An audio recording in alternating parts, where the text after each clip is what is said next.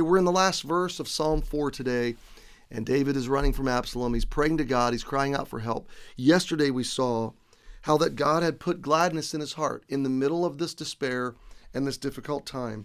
God made David glad. Now that seems like an oxymoron. It seems like a paradox. How is that even possible? Let me make something very clear. This is not David making himself glad in difficult circumstances. This is not David just mustering up, getting his act together, pulling himself up by his own bootstraps, and finding some inner courage in himself to be superhuman, super Christian, super God follower. I'm going to be glad no matter how miserable I am. That is not what's happening, okay? Because none of us have this kind of capacity. This is God answering prayer. So what David did right was not muster up his greatest efforts and strength. No, what David did right was he took his weakness to God. And he looked up and he cried out to God. And he said, God, we need you. We need your help. We need you to smile on us and give us the light of your favor and countenance. We need your presence. We need you to walk through this with us until you resolve this, until you deliver us out of this. And as a result of that, David experienced gladness. That's a huge lesson, my friend, that the answer is not pull yourself together. The answer is look up and seek the countenance of God, the breath of God, and let him in time put gladness into you. Think about him. Think about how much he loves you. Think about what he's done for you.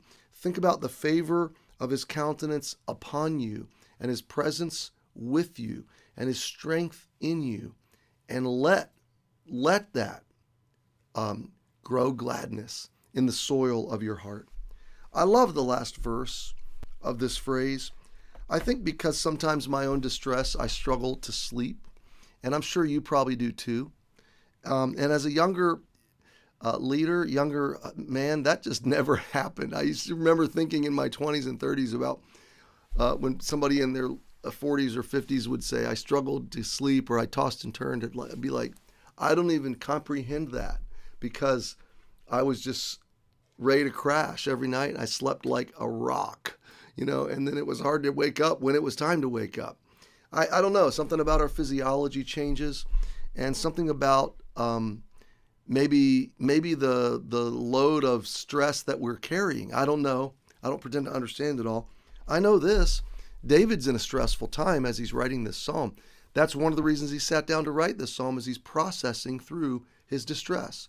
He's processing through his fears and negative circumstances, and he's reckoning. He's teaching his heart how to navigate this time in the light of God. And God put gladness as a result. But look at verse 8. I will both lay me down in peace and sleep, for thou, Lord, only makest me dwell in safety. Now let's stop and think about this for a minute and just meditate on it for a minute. What a courageous choice it was to choose to lay down and try to sleep when you know you are being hunted, okay? I mean, if there's ever a time to stay vigilant, if there's ever a time you'd wake up at the slightest sound or the slightest breath or any movement, if there's ever a time you'd be on pins and needles, it's this time. And David says, I will both lay down in peace.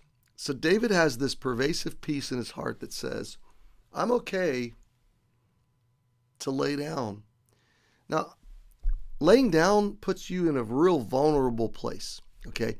As opposed to standing ready, as opposed to crouching ready, he's going to lay down. He's going to make himself vulnerable, and he's going to go to sleep. There's a release here. There is a relinquishing here. There's a trust here that to me is such a profound lesson. It's such a profound decision skill for us today that we so desperately need. You can't sleep if you don't feel safe, okay? You can't sleep if your fears are running the show. So to be able to sleep, now unless you overrule your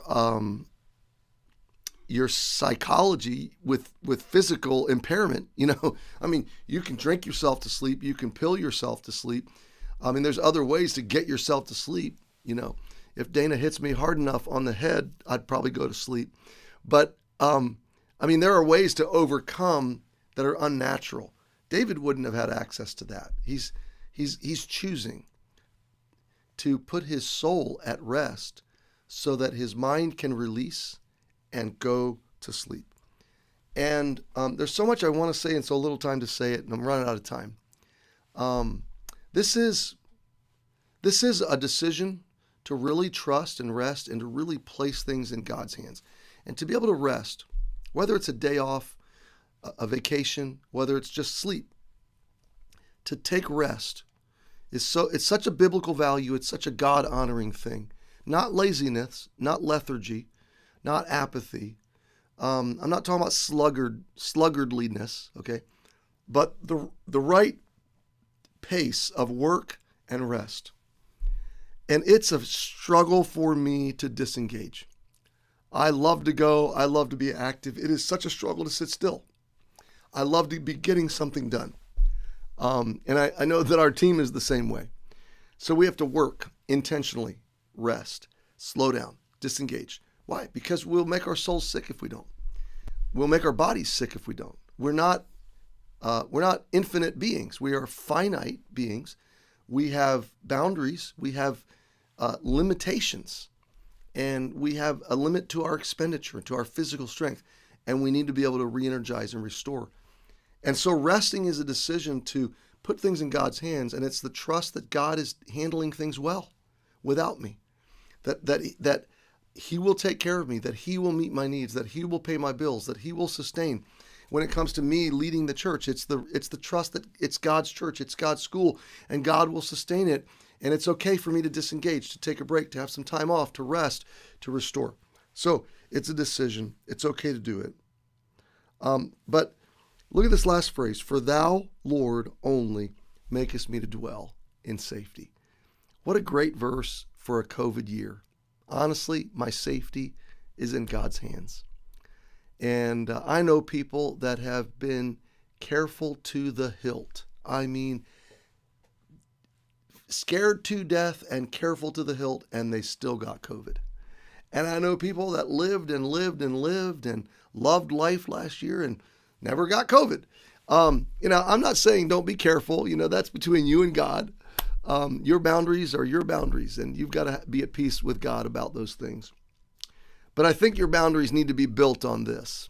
Really, God is my protector.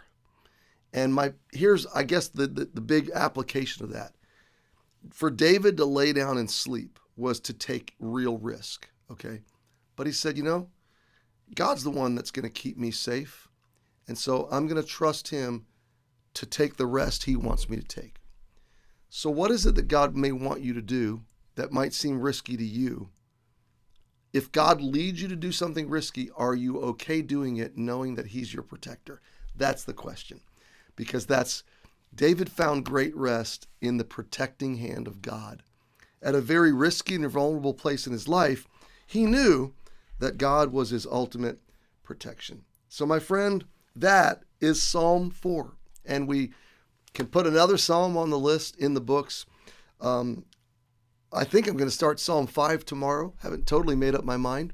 But either way, thanks for joining me today. And remember, my friend, it's okay to take your rest. It's okay to sleep. It's okay to rest well because God's taking care of things.